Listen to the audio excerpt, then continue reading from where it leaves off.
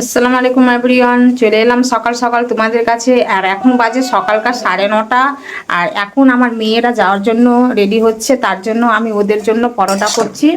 তো তোমরা দেখো, এখানে পরোটা চাপিয়েছি, এখানে আলু ভাজা চলছে। হ্যাঁ, আর আবার কিছুটা আমার পরোটা হয়ে গেছে, এখানে পরোটা হয়ে গেছে, এটা একটাই আছে। আর তো আমার মেয়েরা খেয়ে যাবে, আবার বলছে কি নিয়ে যাবে, তার জন্য। হুম, তো ওরা স্কুল যাবে, তার জন্য আমি ওদের জন্য পরোটা করছি। কালকে জানো আমি কিছু করে দিতে পারিনি, মেয়েরা না খেয়েছিল, অনেকটা খিদে লেগেছিল বলছিল, তার জন্য আমি সকালে উঠে দিয়েই আজকে অনেকটা লেট হয়ে গেছিলো আমার উঠতে। 8টা বেজে গেছিলো, থালা বাসন মাজতে, মুখ হাত ধুতে আর ঝাড় ঝাঁটা দিতে দিতে আমার 9টা বেজে গেছে। তো ওটা করেই আমি দেখো এটাতেই লেগেছি আমি, ওই কাজ সেরে দিয়ে আমি পরোটার দিকে লেগেছি। তো আর একটাই পিস আছে, এটা দেখো এক পিসই আছে। ভাগ্যে ভালো কি আগে আমি বেলে রেখে দিয়েছিলাম, না হলে বেলানোটা হতো না। এইভাবে একদিকে আলু ভাজা, একদিকে সময়টা তো নাই আমার কাছে। আর স্কুল ওদেরকেও অনেক দূর যেতে হয়, এখান থেকে প্রায় 1 ঘন্টা লাগবে ওদেরকে যেতে। তো তাই জন্য, আর আমার আলু ভাজাও কিছু কিছু হয়ে এসছে, তোমরা দেখেই বুঝতে পারছো। একসাথেই হয়েছে, আলু ভাজাটা বলো আর এইদিকে পরোটাটা একসাথে। আর এখানে গরম গরম করে নিয়েছি পরোটা, দেখতে পাচ্ছি কি সুন্দর হয়েছে পরোটাগুলো। আর আলু ভাজা তো হচ্ছেই, তা কমিয়ে দিয়েছি আঁচ, চলছেই। আর সুমাইয়া রেডি হয়েছ? ওরা রেডি হচ্ছে স্কুলে যাওয়ার জন্য। আর খেয়ে নাও, আগে খেয়ে নাও কিছুটা, আগে খেয়ে নাও।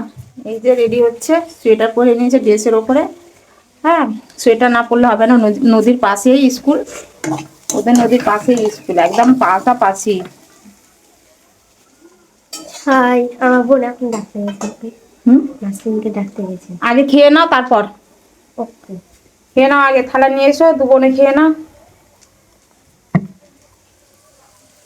তো এই দেখো আমার ভাজাভুজি চলছে, আর তোমরা সবাই, আর কি বলবো, তাড়াহুড়ার কাজ এরকমই হয়, তাড়াহুড়ার কাজ এরকমই হয়। এটা হয়ে গেছে আমার, বলেছিলাম কি একটা ছিল, একটা হয়ে এলো। এবার গ্যাসটা অফ করে দেবে এটা।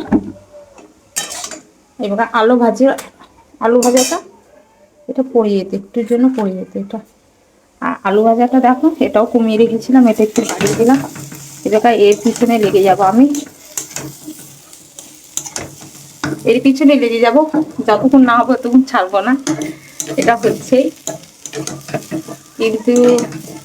হ্যাঁ, এবার কালো গুঁড়া একটু দিয়ে দিব, তারপরে নামিয়ে নেবো এটাকে, কালো গুঁড়ো দিয়ে নামিয়ে নেবো। কৃষ্ণা লঙ্কাটা আবার পড়ে গেছে দেখো। কাঁচা লঙ্কা দিয়ে আলু ভাজা কি সুন্দর লাগে বলো, গরম গরম খুব সুন্দর লাগে।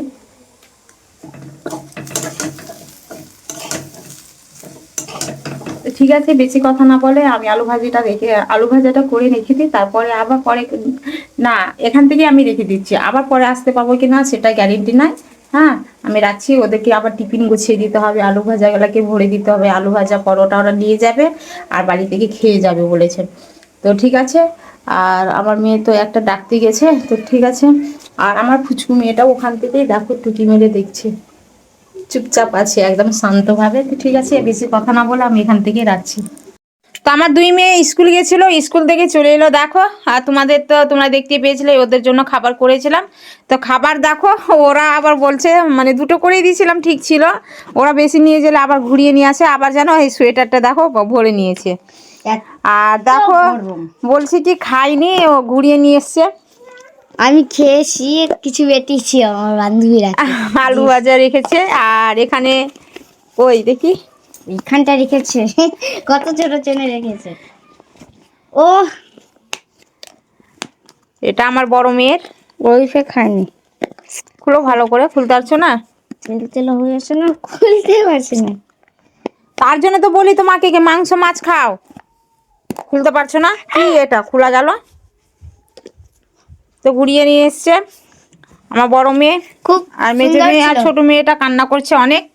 হ্যাঁ মেজো মেয়েটা কান্না করছে, ও খুব দুষ্টু, এত বিরক্ত করছে কি বলবো, বিরক্ত প্রচণ্ড করছে।